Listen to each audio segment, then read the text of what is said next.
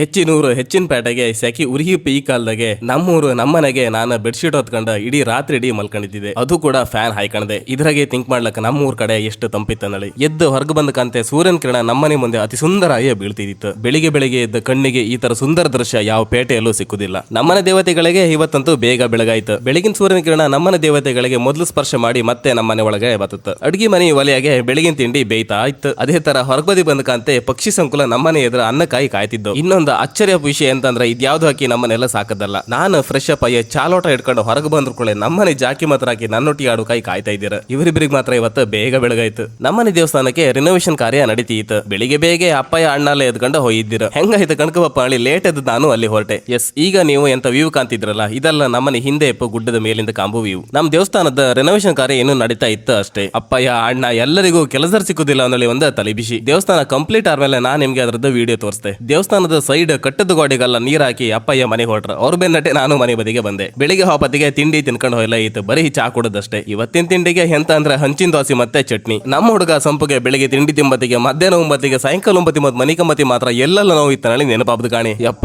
ಅವನನ್ನು ಒಂದು ಪಾಲಿಶ್ ಮಾಡಿ ತಿಂಡಿ ತಿನ್ಸೋಷ್ಟು ಸಾಕಾಗಿ ಹೊತ್ತೆಲ್ಲರಿಗೆ. ನಮ್ಮೂರಿಂದ ಸ್ವಲ್ಪ ದೂರ ಸಿದ್ದಾಪುರದ ಹತ್ರ ಇಪ್ಪು ನಮ್ಮ ರಿಲೇಟಿವ್ ಮನೆಯಲ್ಲಿ ಇವತ್ತೊಂದು ಭಜನೆ ಕುಣಿತಾ ಇದ್ದಿತ್ತು. ಈ ಭಜನೆ ಬೆಳಿಗ್ಗೆ 6ವರೆಗೆ ಸುರಾದ ಕೈಯ ಈಗಲೇ ಹೊಯ್ಬಪ್ಪ ಅಂದ್ರು. ಭಜನೆ ಕುಣಿತನ ನೀವು ಸ್ವಲ್ಪ ಕಣ್ಕಬನ್ನಿ.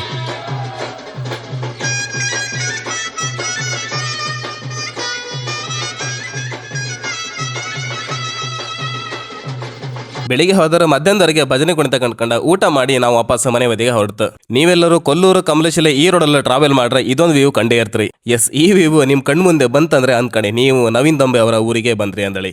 ಸರಿ, ಹಂಗಾರೆ ಈ ವಿಡಿಯೋನ ಇಲ್ಲಿಗೆ ಮುಗಿಸ್ತಿದ್ದೆ. ಇನ್ನೊಂದು ವಿಡಿಯೋದಲ್ಲಿ ಸಿಕ್ಕುವ. ಅಲ್ಲಿ ತನಕ ಟಾಟಾ, ಟೇಕ್ ಕೇರ್, ಬೈ ಬಾಯ್.